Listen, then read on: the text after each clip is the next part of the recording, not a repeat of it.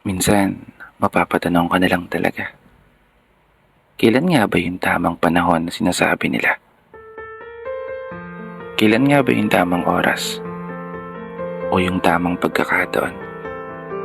Na kung saan, sa paghakbang ng mga paa, ay umaayon ng tadhana sa gusto nitong direksyon.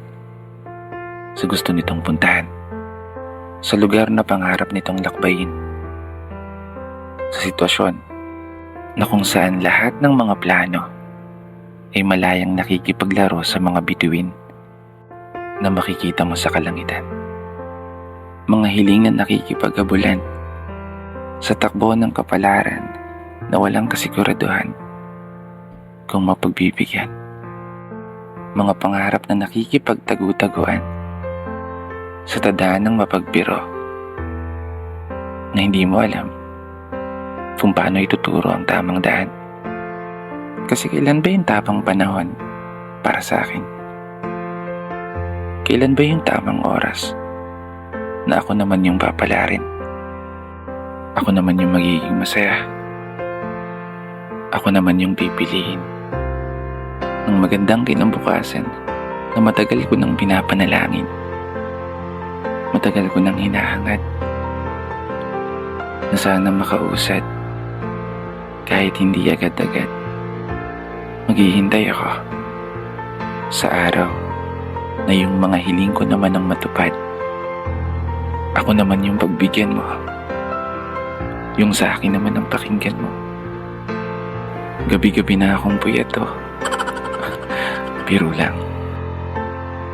Maghihintay ako. Kahit matagal.